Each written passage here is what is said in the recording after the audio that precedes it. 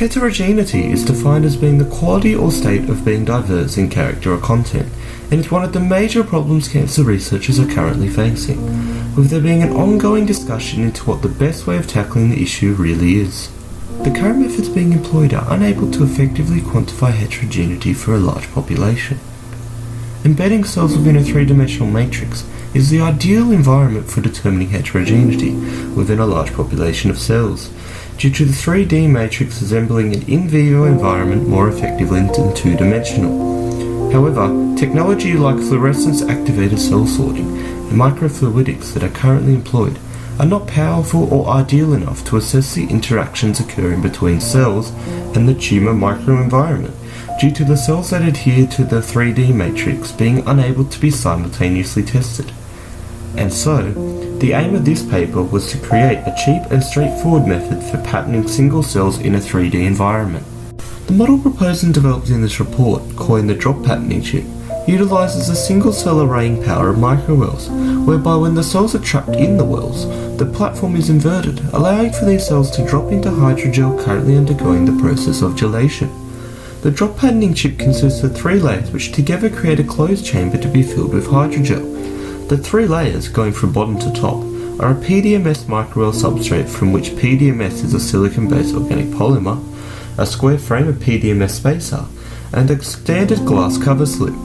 The cell culture chosen for this experiment was the human colon cancer cell line HCT116, due to the obvious focus on cancer cells for this project. Once the drop patterning chip had been properly prepared, the HCT116 cell suspension was placed onto the microwell substrate, allowing for the cells to settle in the microwells before the remaining solution left on the substrate was removed. The spacer was then placed on top before being filled with a collagen solution and covered with the cover slip. The chip was then inverted, allowing for the cells trapped in the microwells to fall out. Once most of these cells settled on the cover slip, the chip was then re-inverted before allowing the collagen to gel. Real-time monitoring was carried out using bright field imaging immediately after the first inversion. Finally, the effect of various patterns on the single cells in collagen and the trapping, patterning, and single cell efficiencies were determined. The results effectively show the patterns formed by the single cells in collagen through the use of the drop patterning chip method.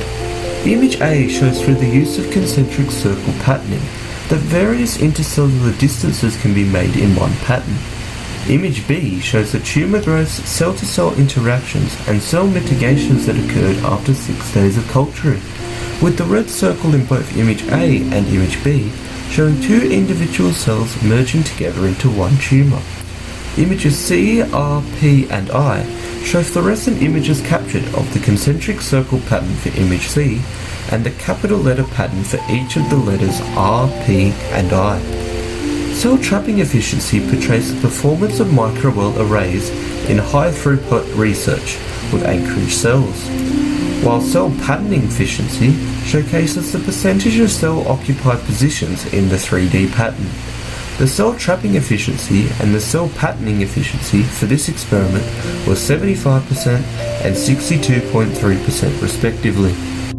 Whilst the trapping efficiency of 75% may seem poor in comparison to the 85 to 92% produced with similar microwell trapping technologies, various studies have shown the cell type chosen has a major effect on the single cell trapping efficiency, and that since this method has only just been created, it can be vastly improved upon through the use of incorporating other technologies, like microfluidic platforms, to increase the trapping efficiency. The drop patterning technique is a vast improvement on current technology like cell encapsulation, because of the ability to be flexible in both pattern geometry and heterogeneity. This technique will allow for the use of matrices other than collagen for further investigations. The drop patterning chip method lays the groundwork for further developments into areas like stem cell research and tissue engineering in the future.